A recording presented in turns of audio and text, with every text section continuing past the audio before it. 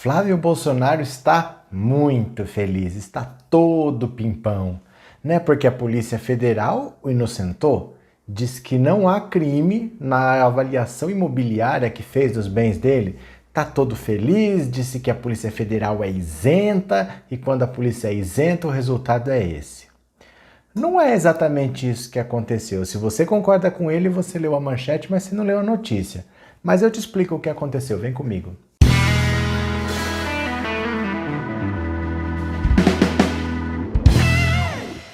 Olá, meus amigos, tudo bem com vocês? Que bom que vocês voltaram! Para quem está aqui pela primeira vez, seja muito bem-vindo, muito bem-vindo. Meu nome é Roberto Cardoso. Se é a sua primeira vez, eu vou pedir para você já se inscrever no canal, que a gente está quase nos 100 mil.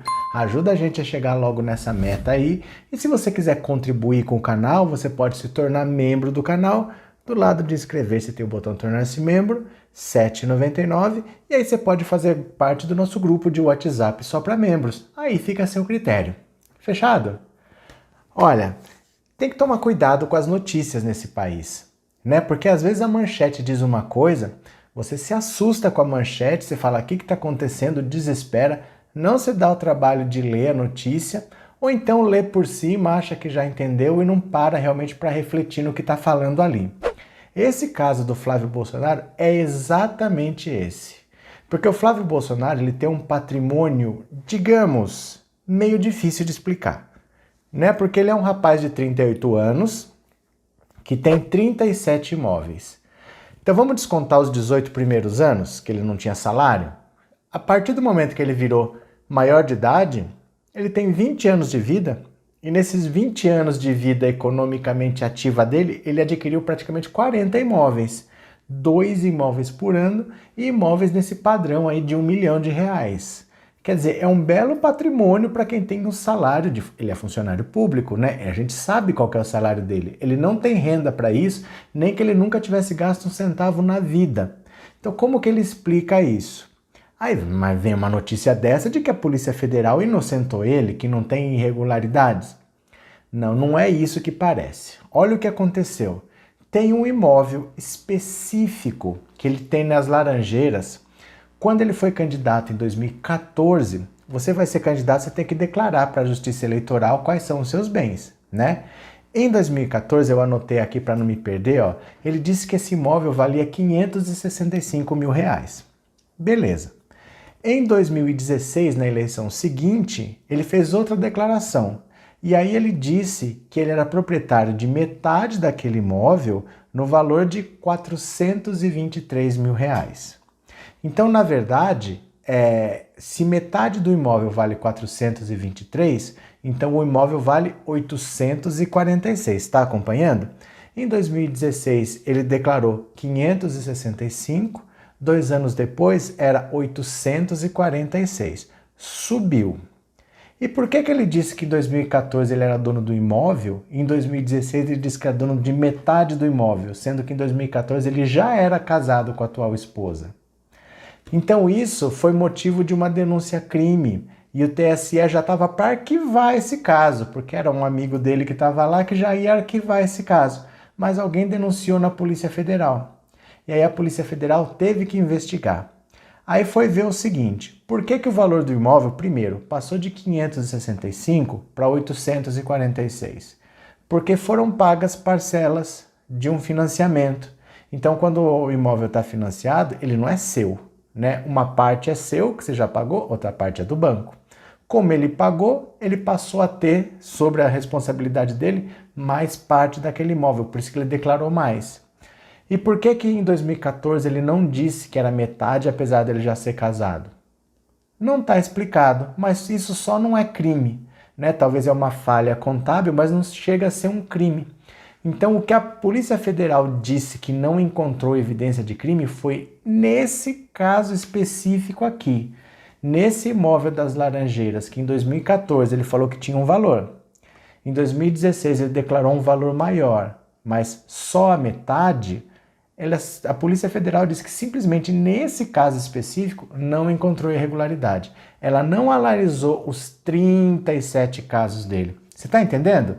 A Polícia Federal analisou um dos 37 e não achou irregularidade nesse um. Por exemplo, ela não analisou esse imóvel de Copacabana que ele comprou em 2012, porque ele pagou oficialmente na escritura 310 mil reais. Foi dada uma entrada de 100 mil e mais 2 cheques que totalizaram 210 mil, 310 mil reais, certo? Só que a pessoa que vendeu o apartamento para ele depositou na conta naquele dia os 310 mil dos cheques e mais 638.400 reais em dinheiro vivo. No mesmo dia, a pessoa depositou na conta os 3 cheques e mais 600 mil em dinheiro vivo. De onde que veio esse dinheiro? Porque essa pessoa que vendeu esse apartamento, naquele ano não vendeu outro apartamento que justificasse esse dinheiro. O Flávio Bolsonaro também não se desfez de nenhum imóvel para ter aquele dinheiro. Ele não tinha na declaração de bens, porque o sigilo bancário dele foi quebrado, ele não tinha esse dinheiro à disposição para dar para ninguém. Então, de onde que veio esse valor? Qual que é a ideia?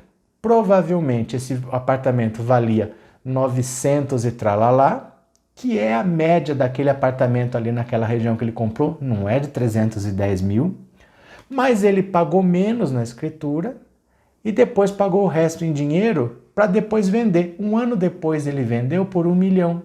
E aí ele fala, olha, o imóvel valorizou. Ele paga juros sobre essa valorização, mas não é mais um dinheiro ilícito, não é mais um dinheiro de rachadinha, é dinheiro simplesmente de valorização do imóvel. Você entende? Nesse imóvel, por exemplo, o Ministério Público já diz que há evidência de crime. Em pelo menos 2 já foi constatada evidência de crime.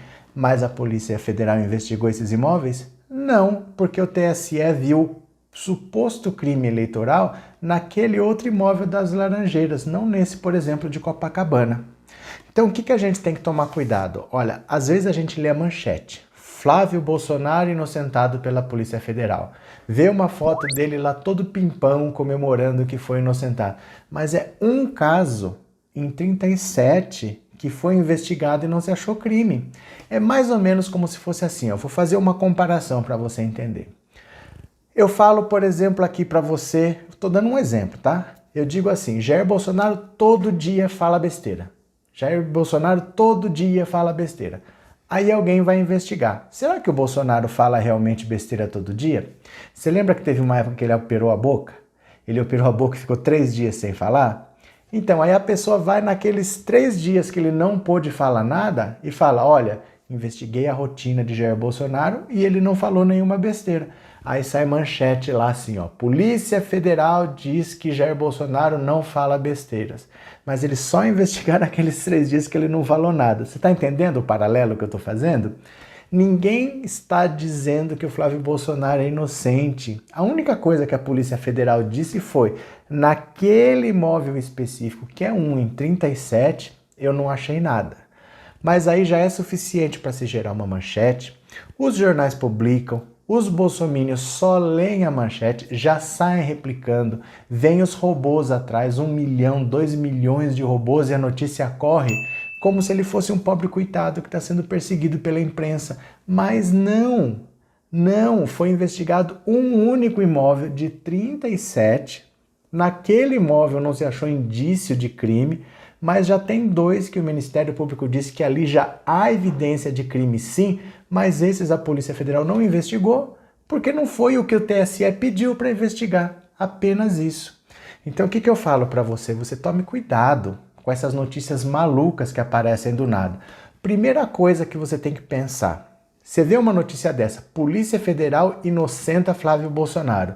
Você não pode pensar, ai meu Deus, mas não vai dar em nada. É o Sérgio Moro salvando a perna. Não. Primeiro você vai ler a notícia. Lê a notícia. Não se assusta com a manchete. Lê a notícia. Se a manchete confirmar realmente tudo que você pensar, você tem que parar para pensar. Mas faz sentido? Será que isso faz sentido? Se não fizer sentido, tente entender o que está por trás. Porque sempre tem alguma coisa por trás quando uma notícia dessas não faz o menor sentido. Nesse caso era mais simples, era só ler a notícia que você ia ver. A Polícia Federal não está falando que ele é inocente, não. Falou que naquele caso específico, que foi o único que o TSE pediu para investigar, naquele caso não tem nada. E só. Ninguém está absolvendo o Flávio Bolsonaro, ele ainda tem um monte de BO para explicar, ele está bem enrolado, e se ele perde a imunidade parlamentar, que basta o Senado cassar o mandato dele, que ele vai ser preso no dia seguinte, porque ele tem crimes fáceis, pelo menos 2 imóveis, já há evidência de crime. Ele só precisa perder o mandato porque o senador não pode ser preso.